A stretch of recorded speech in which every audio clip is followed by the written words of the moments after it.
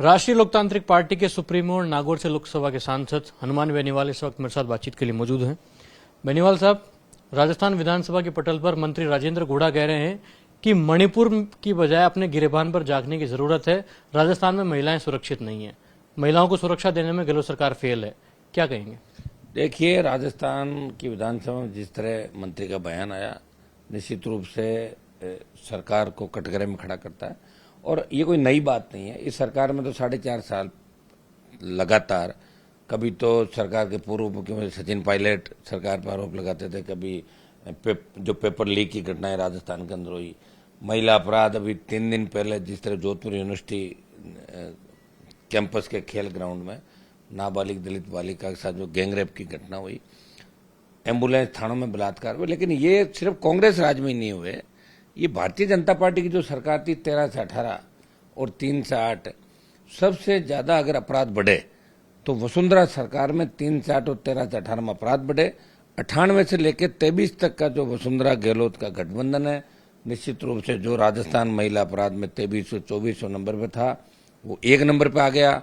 आपको पता है कि 8 से 13 भी 3 मंत्री जेल के अंदर थे, सरकार के मंत्री थे और जेलों में रहे, जिनमें से एक तो अभी वापस मुख्यमंत्री जी खास निर्दलीय जीत के आए दूदू से। और ये भारतीय जनता पार्टी के नेताओं पे भी रेप के आरोप लगे, कई तरह के आरोप लगे और कई अपराध में कई नेता जेलों में भी गए। तो ये गठबंधन जो क्रिमिनल को गैंगवार की जो घटनाएं राजस्थान में वसुंधरा सरकार के समय हुई, जातीय झगड़े जो वसुंधरा की सरकार में इनके खास मंत्री भरतपुर की जेल के अंदर क्रिमिनल से मिलने जाते हैं। वो मामला विधानसभा के अंदर हमने उठाया था। बजरी माफिया जिस तरह पनपा, पर्यटन भूमाफिया पनपा, गैंगस्टर पनपे इन सरकारों के अंदर, कहीं न कहीं मिलाजुली का खेल है। इसमें अंतिम जो जांच है वो वहां नहीं पहुंचती। जिस तरह आरपीएससी की घटना है, आपने पकड़ लिया आरपीएससी के मेंबर को, लेकिन मेंबर किसकी वजह से बना? अब जैसे निरंजन आर्य का नाम आ रहा है, उनकी पत्नी का, तो निरंजन आर्य मुख्यमंत्री के सलाहकार हैं, तो तुरंत निरंजन आर्य को इस्तीफा देना चाहिए। सीएम को कहना चाहिए कि आप इस्तीफा दीजिए, आपकी वाइफ ये क्या कर रही है। भाई, कितनी बड़ी विडंबना, कांग्रेस चुनाव लड़ी का नाम आ रहा। ये भारतीय जनता पार्टी के राज में भी हुआ। अभी देश की पहलवान बेटियां जो जंतर मंतर पे न्याय के लिए आंदोलन कर रही थी, उनके साथ भी तो जिस तरह की घटनाएं हुई, देश शर्मसार हुआ, पदक गंगा में बहाने के लिए चली गई। तो बीजेपी की सरकार कौन सी साफ सुथरी दिल्ली की? आप बताएं। मणिपुर की जो हिंसा है, जिस तरह महिलाओं को निर्वस्त्र करके घुमाया, निश्चित रूप से हिंदुस्तान की बदनामी पूरे वर्ल्ड के अंदर हुई है। सिर्फ राजस्थान की घटना का ही लें तो राजस्थान में अपराध चरम पे, लेकिन बीजेपी उन अपराधों को रोक नहीं पाएगी। भारतीय जनता पार्टी की सरकार में भी अपराध हुए थे। हम थर्ड फोर्स के लोग हैं, हम हमेशा सड़क पे भी लड़ते हैं, सदन में भी लड़ते हैं और लोकसभा के अंदर भी देखिए 24 सांसद बीजेपी की बात करते हैं, एक व्यक्ति राजस्थान के नए निर्माण, नए राजस्थान की बात करता है। आज एक बीजेपी के बड़े नेता जोर शोर से ये भी कह रहे थे कि मंत्री का बयान, सरकार का बयान। मैं उनसे पूछना चाहता हूं, जब आप वसुंधरा के 17-18 का जब कार्यकाल था, सिरोही गए थे, तब लोगों ने पूछा था आपसे कि साहब सरकार में महिला अपराध बढ़ रहे हैं, तो उनका जवाब था कि राम जी के राज के अंदर भी अपराध बढ़े थे, अपराध कम नहीं हुए। तो ये ऐसे बयान देने वाले लोग अगर पॉलिटिकल बात के लिए कहें तो मुझे लगा कोई पॉलिटिकल माइलेज बीजेपी को इससे मिलने वाला।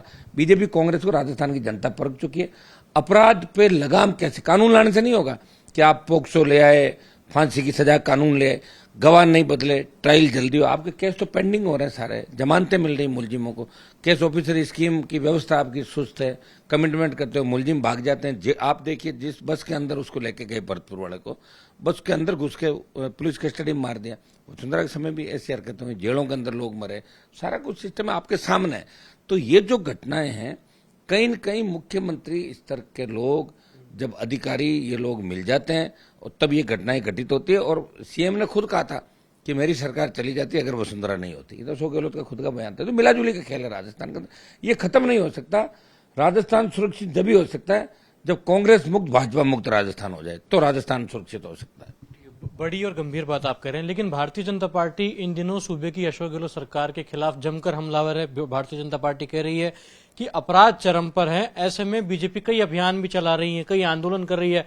आज संसद भवन परिसर में गांधी प्रतिमा के बाहर बीजेपी सांसदों ने धरना भी दिया और आगामी दिनों में जनता का आंदोलन खड़ा करने के लिए राजधानी जयपुर से पूरे प्रदेश में जाएंगे। इस प्रकार की बातें सामने आ रही है। देखिए, बीजेपी का तो मैं कह रहा हूं ना, हमारी किसान की बेटियां जंतर मंतर पे बैठी थी और आरोपी को बचाने के लिए पूरी भारतीय जनता पार्टी एक साथ आ गई। तब कहां गई बीजेपी को? याद नहीं है कि महिलाओं पर अत्याचार और हमारी बेटियां बैठी गंगा में पदक मारने चली गई, तब भारतीय जनता पार्टी कहां थी?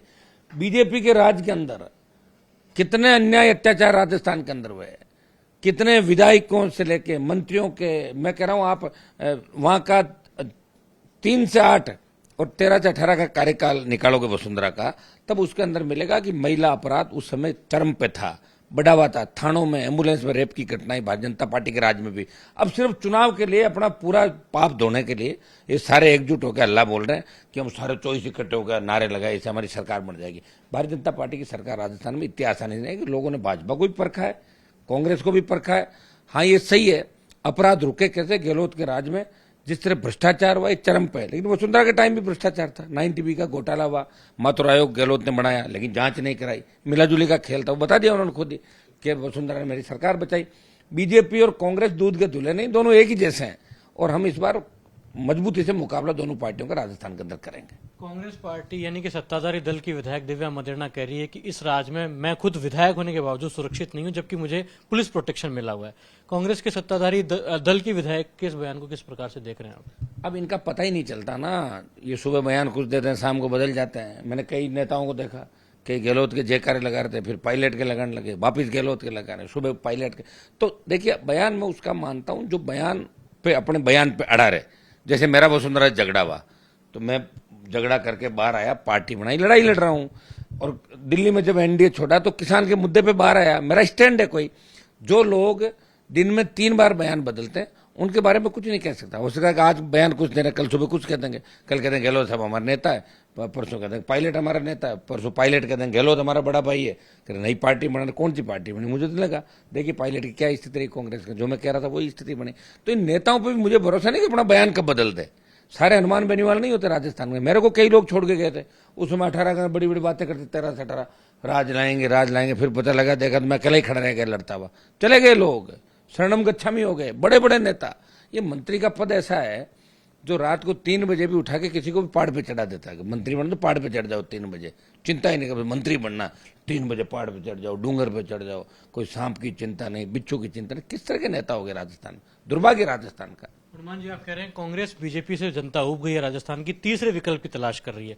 दिग्विजय चौटाला ये कह रहे हैं कि आरएलपी की दुर्दशा आने वाले चुनाव में बहुत बुरी होगी, 0 सीट पर रहेंगे। वो तो राजस्थान में भी आए नहीं है, उनके बयान को किस प्रकार से देख रहे हैं आप? कौन है दिग्विजय? तो जानता नहीं कौन है, मैं नहीं जानता कौन है जिसका नाम ले रहे हो। कौन को एमपी है? क्या है वो? जननायक जनता पार्टी ऐसे कौन जननायक? राजस्थान में तो कोई जननायक पार्टी है नहीं, हमने तो देखी नहीं। राजस्थान में थर्ड फोर्स आरएलपी है, जिसके 3 विधायक है, 1 सांसद है और राज्य की मान्यता प्राप्त पार्टी है। ऐसे बयान हर कोई दे देता है, उनके कहने से थोड़ी चलता राजस्थान। आप भी जानते हो कि बजरी माफिया के खिलाफ कौन लड़ाई लड़ रहा है, कांग्रेस के खिलाफ वहां उसमें कौन लड़ रहा है, यहाँ बीजेपी के खिलाफ राजस्थान को बचाने की कौन बात कर रहा है, कौन नए राजस्थान के निर्माण की बात। एक अकेला व्यक्ति, एक पार्टी जिसने 70 साल में एक पार्टी बनाई और पार्टी बना के राजस्थान के नौजवानों को लड़ना सिखाया। और बीजेपी कांग्रेस का दिमाग भी ठीक किया, जनता के बीच नहीं जाते थे। आरएलपी ने इनके अंदर डर पैदा कर दिया कि ये आरएलपी हमें तकलीफ नहीं दे, इसलिए कहीं न कहीं आरएलपी को कमजोर करने के लिए कभी कांग्रेस बीजेपी की बी टीम बताती है, कभी बीजेपी आरएलपी को कांग्रेस की बी टीम बताती है। हम दोनों को सी टीम, क्रैप्ट है दोनों, ये बताते हैं आरएलपी वाले।